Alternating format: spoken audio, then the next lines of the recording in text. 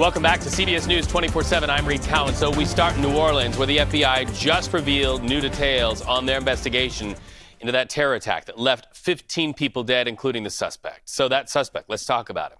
42-year-old Army veteran Shamsuddin Jabbar, killed in a gunfight with police while he plowed through the crowd of innocents. He apparently flew an ISIS flag on the back of his truck. The FBI now says Jabbar acted alone, but they do confirm this was, as suspected, an act of terrorism. Listen.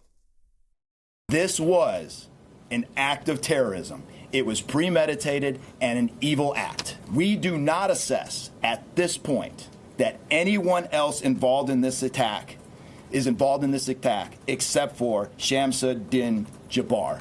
As for a timeline, at this point, investigators believe Jabbar picked up the rented F-150 in Houston, Texas on December 30th.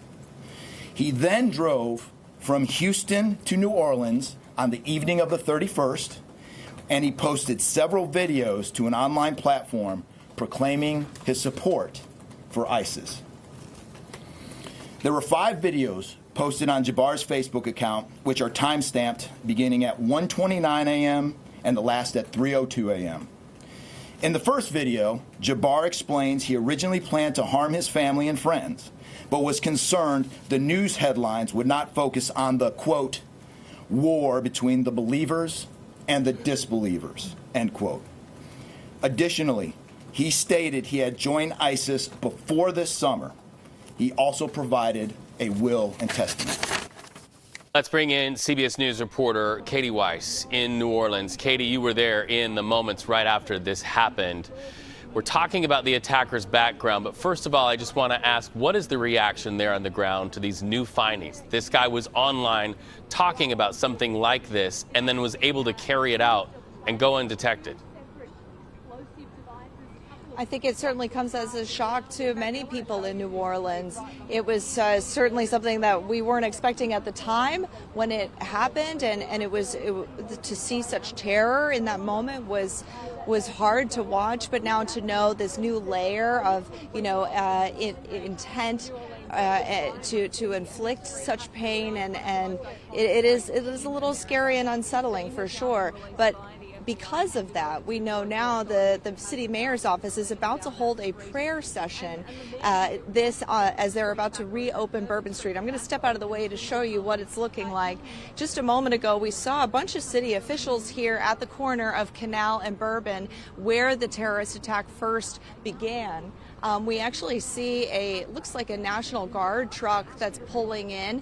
Homeland Security is here on scene as well, state police. There's a lot of different folks here from various law enforcement agencies as well as from the city getting ready to begin this prayer, what I'm told is a prayer session and a news conference before the city reopens Bourbon Street. We were told in a press conference earlier this morning from the FBI that the FBI has completed their investigation in the Bourbon Street section of the scene. There are 2 scenes in New Orleans. There's one here in Bourbon and another at the Airbnb where the suspect was staying.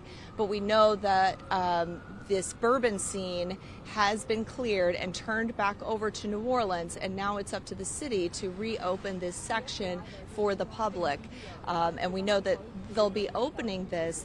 We expect that they'll be reopening Bourbon in time for the Sugar Bowl, which is scheduled to begin this afternoon here in the city. I did also see a jazz band in traditional New Orleans style. I saw a jazz band that was here as well, preparing for this prayer session news conference that the mayor's office is going to be holding. So it seems like the city is doing their best to try to lighten the mood, despite such a grave and harrowing incident to have taken place here. Right, and now so many questions, not the least of which, how was he able to drive around a police blockade? You know, I lived in Las Vegas around the time of the 1 October horrible attack that happened there, and at the time there was always talk about, should we put bollards up along Las Vegas Boulevard to keep people from driving up? They, in fact, put those bollards in. So how was this guy able, in the absence of bollards where he was able to enter, how was he able to go around police cars to speed into that crowd of pedestrians? They said that this suspect really had an intent, and in the words of the police superintendent, was hell-bent on making his way into the French Quarter from Canal Street here. They said that he went around and drove onto the sidewalk and drove down the sidewalk and then back into the street once he got into Bourbon and into the French Quarter, where we know now he was able to wreak such havoc. It wasn't until he ran into another bollard or potential barrier in a different section of Bourbon that he finally crashed and was not able to, complete, I think, as far as he had maybe hoped to go. Who knows? But we do know that because he crashed, he then engaged in gunfire with police officers. We know that the two police officers that he shot, thankfully, though, are in stable condition today, and we're told that one of them may have already been released from the hospital. Police are working to confirm that with me, but hopefully, if he hasn't been released from the hospital yet, could be released very soon. Reed? Our thoughts with so many people who saw so much there in New Orleans, and many of them are planning funerals. Bless them all. Katie, thank you so much. Well, just hours after what happened in New Orleans with that deadly attack, this happened. This is the aftermath of that deadly Cybertruck, that Tesla Cybertruck blowing up in Las Vegas in front of a Trump hotel. It was filled with fireworks and mortars and explosive canisters. It blew up right there under that porte cochere of the hotel in what police are also investigating as a possible act of terror. These are some of the remnants of what blew. We know that the man who rented that truck was the only one who died in that explosion, although many others were injured. So Tesla CEO Elon Musk posting on X, the explosion was caused by very large fireworks and or a bomb and is unrelated to the vehicle itself. Brian Will with our CBS partner KLAS reports on the details of the bombing and what police have uncovered so far. Good morning, Liz. We're learning new details about the Cybertruck explosion here in Las Vegas and about the person in this case, that he was a former Green Beret. Now, the investigation into the Cybertruck continues and stretches into Colorado. We're learning that 37-year-old Matthew Livesberger rented the Cybertruck there. He was also an active-duty U.S. service member who was serving in Germany at the time, but was on leave at Colorado at the time. Relatives confirmed he rented a Cybertruck and also tell us his wife had not heard from him for several days. Right now, investigators are on the scene at his condo in Colorado Springs, and FBI Denver has confirmed they are investigating ties to the case here in Las Vegas. The attack came just hours after celebrations on the Las Vegas Strip for New Year's had wrapped up, which means not many people were out and around the Strip on New Year's Day. Law enforcement used surveillance video and GPS data to track the truck, which came from Colorado and arrived here in Las Vegas at 7:30 on New Year's Day. The vehicle can be tracked driving around the Strip for nearly an hour in what appears to be some sort of recon before pulling up in front of Trump International Hotel. Then 20 seconds later, the blast rocked the front of Trump Tower. The bed of the truck, according to Metro Police, contained gas canisters, camping fuel, and large firework mortars. It's still not clear how the explosives were ignited, and last night the sheriff said they had not processed the vehicle, but it had been towed away from the scene. Now, the similarities in this case between New Orleans and Las Vegas are striking. Same day, same rental service, the car-sharing app Turo, and both involve U.S. military servicemen who served in Afghanistan around the same time.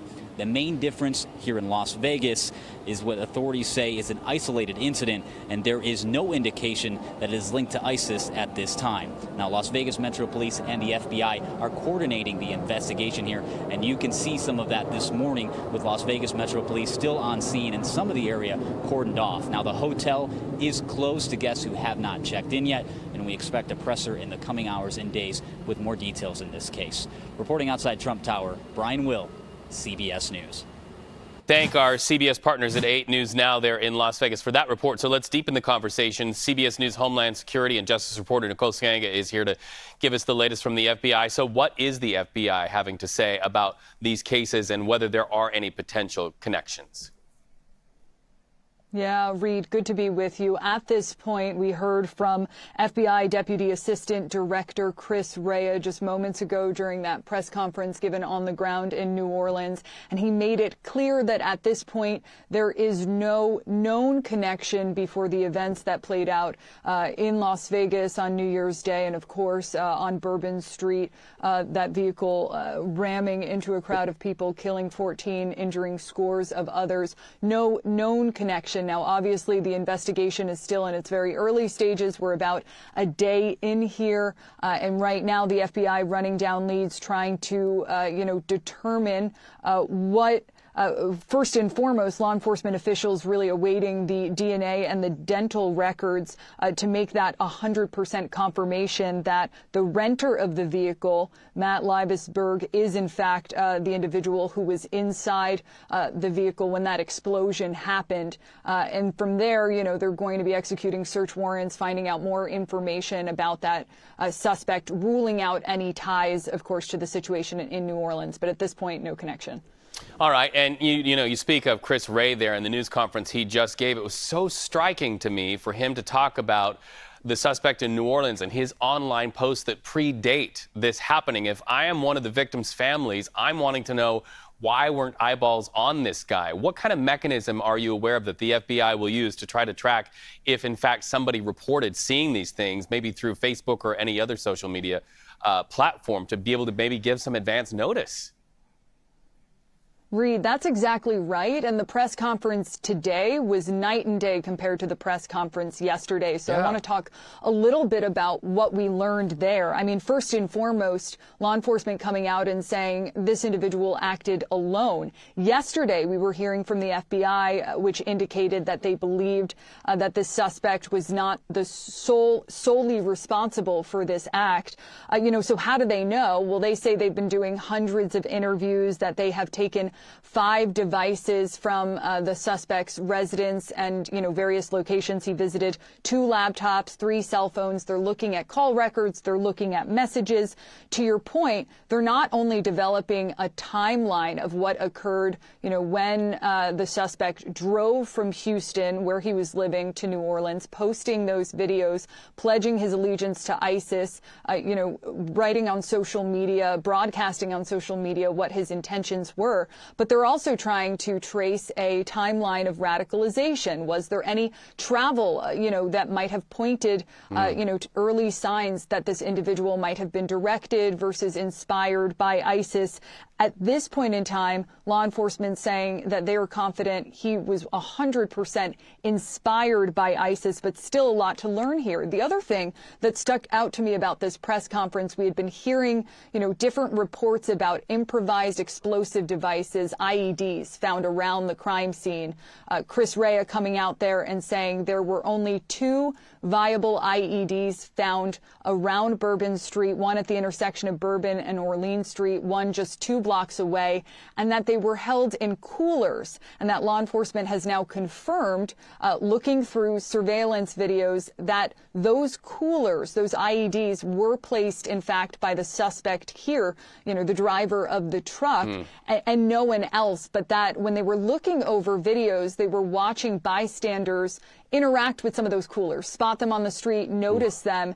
And it was at that point that there were questions about whether or not there were accomplices here. And so FBI providing a little bit of clarity on that. But to your point about red flags, the next stage of this investigation, now that we have the who, what, where, and a little bit of the why, is the why didn't law enforcement do more, and what went missing? Who knew about this man's intentions? Wow. And, it's chilling when you talk about those coolers and the videos showing citizens interacting with those coolers with IEDs on the inside. It really makes us think about today, the Sugar Bowl, and preparations to keep people safe for that. What can you tell us?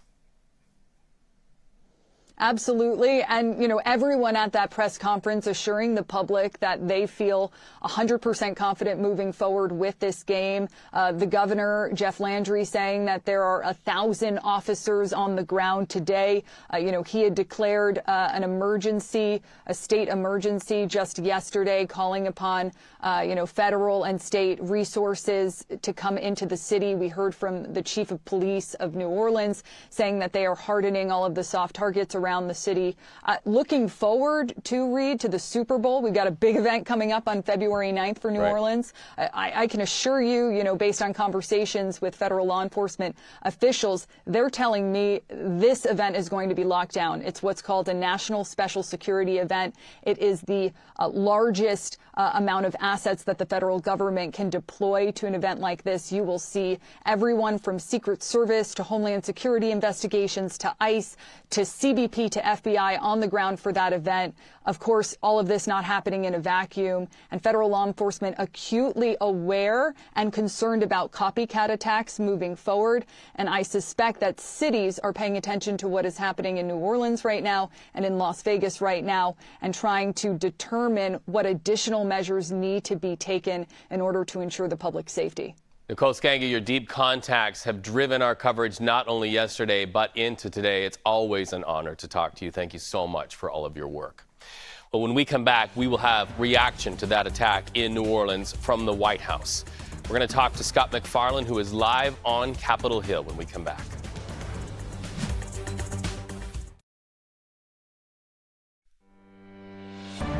Welcome back, everybody. Just moments ago, President Joe Biden returned to the White House to be briefed in the ongoing investigation into the New Orleans terror attack. Mr. Biden did not take any questions from reporters, but CBS News congressional correspondent Scott MacFarlane joins us now from the White House, very close to where that all played out. President Biden now heads to the Situation Room. We understand he's going to be meeting with Homeland Security teams for an update on what happened in New Orleans. You drove our coverage also yesterday from the very beginning. Excellent work there, continuing that today. Are you seeing any changes in the headlines as this story evolves, Scott? This briefing in the White House Situation Room between the president and his Homeland Security officials is obviously happening behind closed doors. This is the case with the Situation Room, but it has a different undertone, doesn't it, Reed? Yesterday, when the president spoke, he talked about a possible connection between the attack in New Orleans and the attack in Las Vegas. He talked about the possibility of there being accomplices or a wider scheme here. The FBI has now ruled out those two things, saying there's no evidence of a connection between those two attacks and that the attacker in New Orleans appears to have acted alone, which really does reduce the concern about a broadening, expanding threat in the near future in those cities and elsewhere. But none of this is happening at a trivial moment. I mean, there are massive events planned for this month, including here in Washington, D.C. On Monday, a national special security event at the U.S. Capitol for the January 6th electoral certification. 2 weeks later, the inauguration of President-elect Trump. They're actually constructing inaugural platforms behind me near the White House. And Jimmy Carter is here at the Capitol to lie in state next week. So major security events are coming, and the president, no doubt, wants to hear briefings about how the District of Columbia and federal law enforcement are ensuring the safety of the hundreds of thousands expected here for the events this month. Well, with that White House briefing room behind you, we also know another very important building, the halls of Congress, that you know very well. So talk to us about Congress and the role in these investigations into New Orleans, into Las Vegas. What's the connectivity to the investigations and our elected leaders and representatives in Congress? Yeah, Reed, there was a briefing for members of some congressional committees late this morning here in Washington about the latest state of the FBI investigation into New Orleans and any Homeland Security concerns from there. Obviously, members of Congress are concerned about any of this metastasizing in their home districts. So many communities across America have busy pedestrian areas, so they're going to ask questions about whether they think the apparatus is safe in their communities. But also, Congress has two critical functions here. They fund the FBI and Homeland Security and help communities get funding to upgrade their downtowns and business districts to make them safer. And Congress also oversees the FBI to want to ensure this investigation goes well and that it's transparent and open. All of this is likely to be top of conversation when members of Congress return here tomorrow for the first day of the 119th Congress, all happening just a day or two after the attacks in Las Vegas and New Orleans. What a time. All right, let's talk also about Congressman Mike Johnson. It looks like he's going to hold on to his seat as House Speaker, but Scott, you heard at least one no among Republicans where support for that is concerned. How much leeway does Johnson have here? Oh, if this was Las Vegas, they would take this off the board. There's no certainty of the odds for Mike Johnson right now. There is this sense that there's no alternative to Mike Johnson that's been talked about. So if you don't have a plan B or plan C, everybody will eventually come around to plan A. But it takes just 2 Republican defections, and he cannot win the vote on the floor at 12 p.m. Eastern tomorrow. And there's already been 1 Republican defection. Thomas Massey of Kentucky says he's not satisfied with Johnson's leadership and won't vote for him. That gives Mike Johnson 0 margin for error. 1 more loss in his party, and he can't win the vote. This would be an extended series of votes if not. But Mike Johnson's arrow in his quiver is that there has been no alternative named, and that's the leverage he will wield when they start the voting here tomorrow. Must-see TV once again in Washington. Scott McFarland, CBS News congressional correspondent there from the White House. Thank you so much. All right, so let's turn to CBS News political reporter Libby Cathy joining us from West Palm Beach with more on the response from the president-elect to what happened in New Orleans. You know, he gets to the keys to the White House where Scott McFarland is standing right now very soon. What kind of messaging has he had about what happened in New Orleans, and how will that carry into day one at the White House? Yeah, Reed, we are really hearing a cynical message from President-elect Donald Trump when it comes to law enforcement, the FBI, and just the fact that this happened in New Orleans. President-elect Donald Trump only reacting on Truth Social so far. We continue to ask his team if he will be speaking to reporters here in West Palm, and we'll be ready for that. But responding yesterday saying that this is the result of Biden's immigration policies is what Trump said. He also blamed the FBI and law enforcement authorities who have done investigations into his indictment, saying that this was a distraction from potential terrorists coming into the country. Now, of course, the Biden administration would negate some of that framing from President-elect Donald Trump. And we should note there was some misinformation from the former president yesterday in that first reaction. He seemed to suggest that the attacker in the New Orleans incident was foreign-born, was not a U.S. citizen. Now we know that it was a U.S. citizen, previously served in the U.S. military. So Trump continuing to react with what he knows on social media and criticizing the Biden administration overall with this, Reed. Well, no doubt when he sees what happened in front of the Trump Hotel in Las Vegas, he sat forward and wanted to know if there was any connection between the 2 cases, New Orleans and Las Vegas. Are you hearing or getting any confidence that the president-elect will have something to say about what blew up outside of his hotel there in Sin City? Yeah, well, we did hear from the president-elect's son, Eric Trump. He is the executive vice president of Trump Properties, including this hotel in Las Vegas, saying that they are working with law enforcement authorities. But Trump himself has not directly commented on this Cybertruck explosion, really just commenting more in general with these incidents, saying that there's violence in this nation and that's going to change in 18 days is how he put it. He's also using this as a chance to say that this is all the more reason to have his national security picks confirmed by January 20th. That is what his allies in Congress are also saying. That's the message we're getting from the president-elect. But again, he has not come out and specifically addressed that incident in Vegas, but has offered on Truth Social just his criticism of the Biden administration that this is happening, and really kind of saying, I told you so, Reed, saying that this is something that he warned about happening at his rallies, although some of the information and the way that he's framed the attack isn't really playing out. So we'll continue to hear from investigators, and also we'll fact check what we hear from Trump on Truth Social. We know you will. CBS News, Libby Cathy, thank you so much for that report from West Palm Beach. All right, when we come back, we're learning a lot more about that suspect in the New Orleans terror attack, and also there are some reports bubbling up regarding who it was behind the wheel of that Tesla explosion incident in Las Vegas. We await dental record confirmation about who was behind the wheel as CBS News 24/7 continues. Until we come back, we're watching our monitors for breaking news.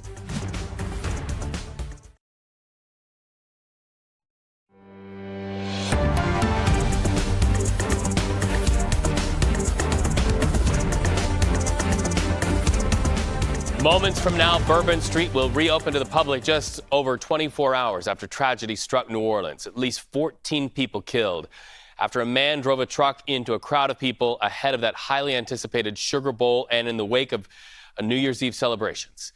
Dozens more injured in what FBI officials are calling an act of terrorism. Mayor LaToya Cantrell had this to say about today's preparations. I want to reassure the public that the city of New Orleans is not only ready, for game day today, but we're ready to continue to host large-scale events in our city because we are built to host at every single turn.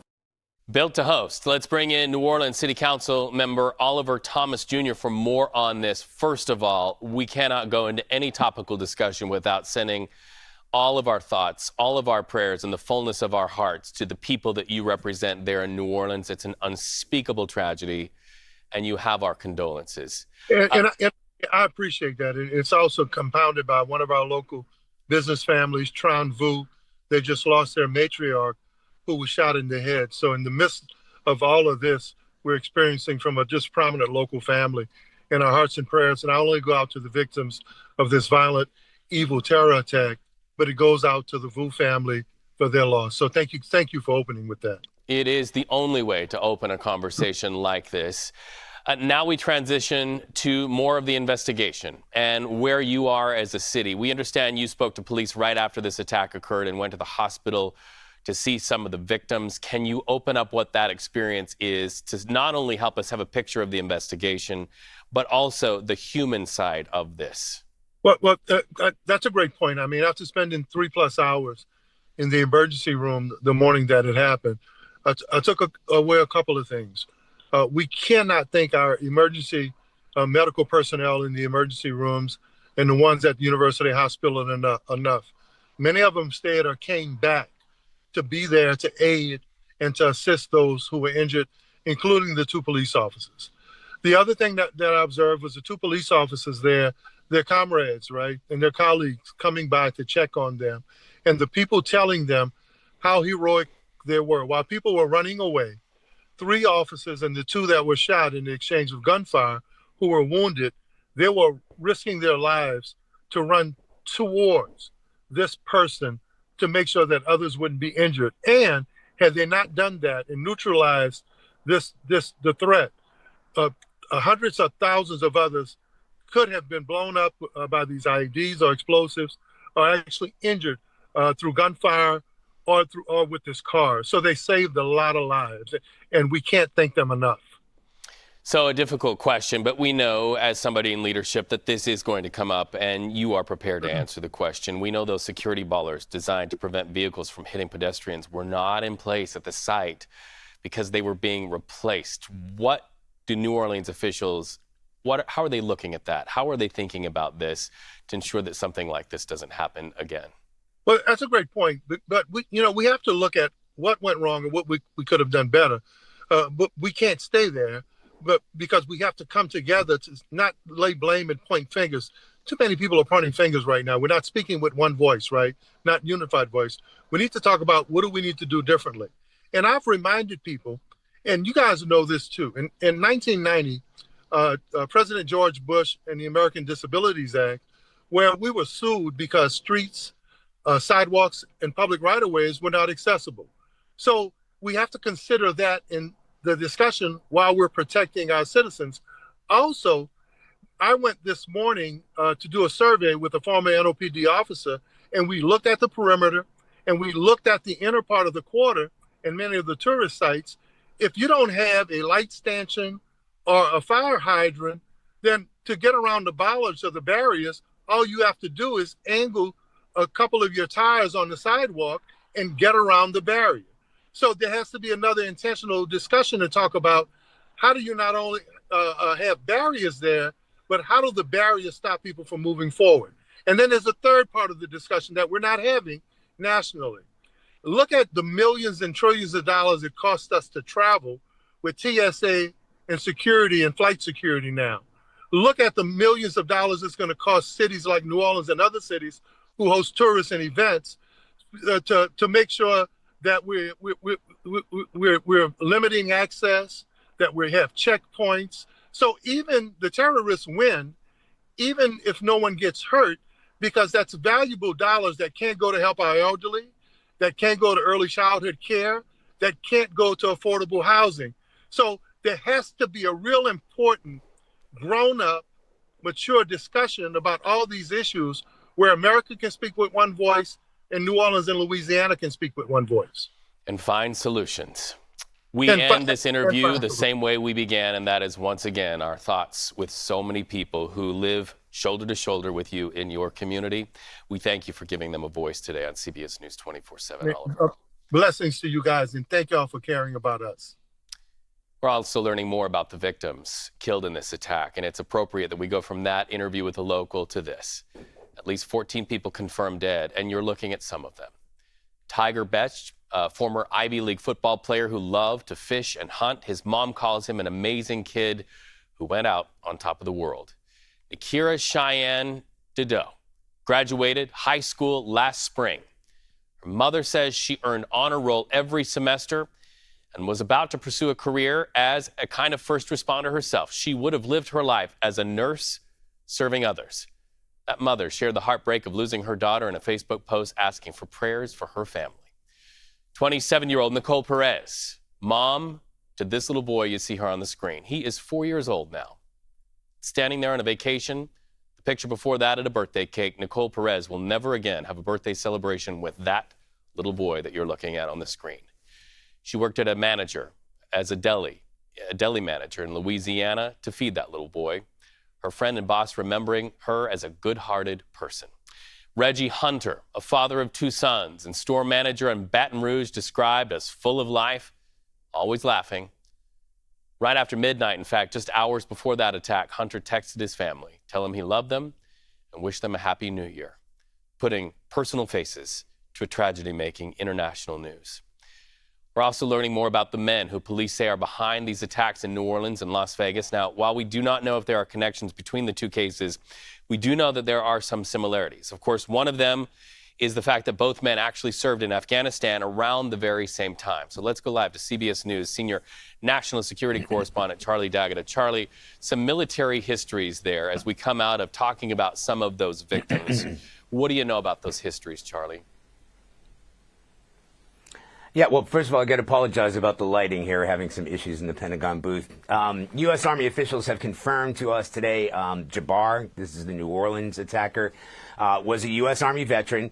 He also served with reserves. A Navy spokesman we spoke to originally said that he had enlisted in the Navy back in 2004, but was taken out of that program 1 month later. He then served, discharged is what I was looking for. He then served in the U.S. Army from March 2007 to January 2015 as a human resources specialist and an IT guy. He was deployed to Afghanistan. Not sure if you mentioned that in the lead there, from February 2009 to January 2010. After he finished his military duty, he went to the reserves again with IT specialist from 2015 to 2020, and he ended with a rank of staff sergeant. So he served in Afghanistan for about a year, and he also was deployed to Fort Bragg for some time. So let's talk about the man who rented out that second Cybertruck. suspect, if you want me to. Yeah, let's ask about him. Go Yeah, ahead. so let's go with that, right? So that suspect, the one who's suspected of renting out the truck, he has been identified as Master Sergeant Matthew Allen Livelsberger. He's got a 19-year-old plus service record, including Special Forces Command, and he is or was on active duty at the time of the incident. So he enlisted back in 2006. He was active duty to March 2011, then joined the National Guard. There are my lights. He entered active duty in December 2012, or was, because we don't know, we haven't identified or haven't made public the individual inside that truck, just the person who rented it. And he was on leave at the time of the incident. Once again, he did serve in Afghanistan, and he was also deployed to Fort Bragg for a time. What we don't know, the FBI either isn't sharing that with us yet. They're trying to figure it out. Certainly the military is trying to give us the background information as to whether or not these men served at the same time. They were around the same time. We don't know for sure if it was exactly the same time. In other words, we don't know if they knew each other. Right. And Charlie, just to really button this up for our viewers, because I think nuance matters here, you're talking about the man who is confirmed as renting the truck. However, for our viewers, they are still awaiting dental records to identify the person who was on the inside of that torched truck there in Las Vegas. And that's why you're going to see some news outlets reporting that name and saying that this is the person. But we're being careful to say we're waiting for dental records, right? Exactly that. You know, we've been cautioned. In fact, the military was actually a bit more loose-lipped. They said that he was an active member at the time of his death. We won't go that far. That's the military's statement. That's not necessarily confirming it. It just seems like they were a little bit clumsy with the language. As things stand, neither the FBI or the U.S. military officials that we've spoken to said that there's any overlap between the two suspects. That is not definitive. It hasn't been ruled out. But at the moment, a U.S. Official familiar with the investigation tells CBS News they don't believe that the New Orleans suspect, Jabbar, had any accomplices. They've covered, cell phones and laptops from that suspect, and they'll be combing through that to see if there's any kind of level of coordination between the two attacks.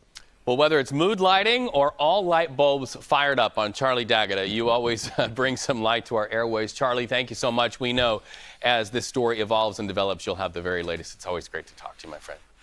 Well, in just a few moments, the Las Vegas Metro Police Department is going to hold a news conference to release new details about that Tesla explosion at the Trump Hotel. As soon as we see Kevin McMahill with Las Vegas Sheriff's Department step to the mic, we will bring that to you. Stay with us on CBS News 24/7. We're also going to be talking on the other side of the break to Kelly O'Grady.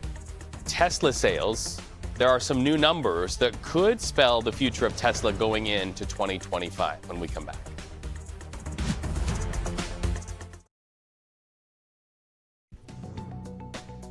New numbers from Tesla show its annual EV sales declined for the first time in more than a decade. Tesla's fourth quarter deliveries fell short of expectation, prompting stock prices to dip a little bit lower. So let's go live to CBS News Money Watch correspondent Kelly O'Grady. Kelly, 2025, Elon Musk has to be looking at these numbers and thinking twice about maybe what he's doing. Well, I know investors are. Like you said, I mean, the stock is down. It's down close to 7%. I just checked it seconds ago. And this is after the stock hit a record high in December. It gained over 63% in 2024. So this was kind of sobering news for investors looking at the future going into 2025. So just for context, we were expecting a quarterly number of about 505,000 deliveries. It came in very short at 496,000. And what this tells you is Tesla is really struggling against its Chinese EV competitors. I mean, that market, China, is very important for Tesla sales. The Chinese EV makers, they have figured out how to make efficient, low-cost cars. And even with massive discounts in the fourth quarter, Tesla was not able to pull out the numbers that it was expecting. So, okay, we have seen this happen with Tesla before, and then they've rebounded. But Reed, we were talking about this in the break. I think what investors will start to see if this becomes a trend is Elon Musk potentially focused elsewhere on some of his other companies and, of course, his position within the government and his influence that he might potentially have on the Trump administration. So that's definitely something to watch if those sales numbers continue to drop. Right. He'll be not only watching the numbers, but investors' reaction to those numbers. While we have you, Kelly, I have to ask about iPhone users.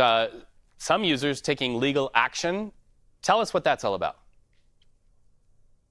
Yes, so there was a proposed class action suit that Apple has come out and decided to settle for $95 million. And the allegation was that Siri, your voice assistant on your iPhone, was secretly recording conversations of users. And in fact, I was reading the legal complaint, and there were a couple of folks saying, I was talking about Nike shoes. I was talking about Olive Garden. All of a sudden, I would open my phone, and shortly after, I would get ads on different social media platforms for those particular things. We've all done it, right? You've said something and then you've gone, wait, I feel like I was just talking about that. Now, Apple has not confirmed any wrongdoing. They've just decided to settle the suit. Just for some context, $95 million might be big for you and me, Reed. I know it's big for me. For Apple, that is less than 0.1% of what they actually make in revenue. So it's not a big number. If only to be in that tax bracket. Kelly O'Grady, nice to talk to you. And hey, Siri, if you're listening to me, stop it. Stop recording if you are. Nice to have you with us. When we come back, a very serious story out of the East Coast. A mass shooting in Queens, and now the search for suspects is on. Plus an update on the victims when we come back.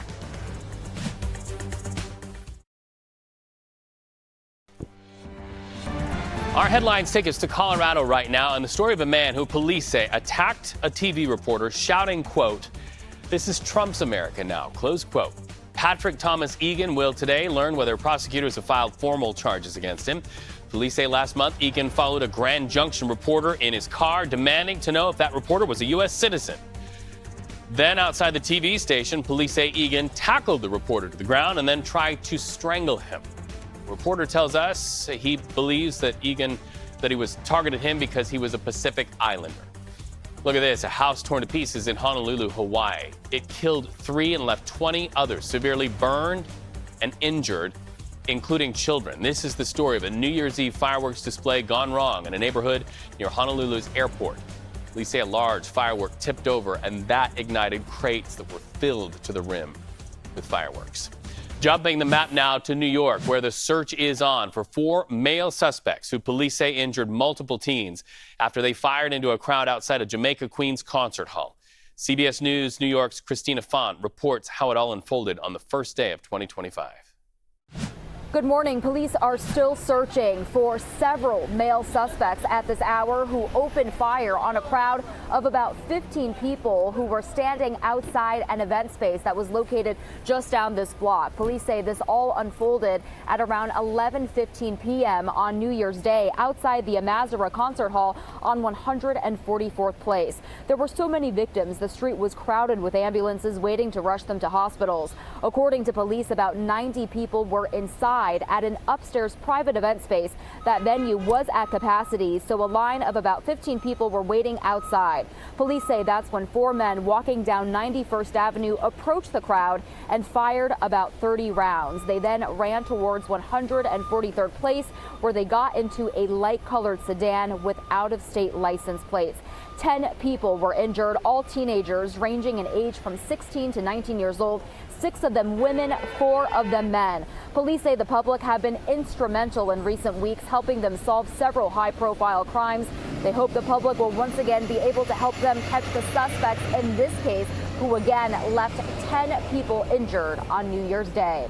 Reporting from Jamaica Queens, Christina Fan, CBS News, New York. Thank you for that. Lake effect snow continues to fall across the Great Lakes and the Northeast. This is the very chilly scene, having drivers drive slowly in Erie County, Pennsylvania.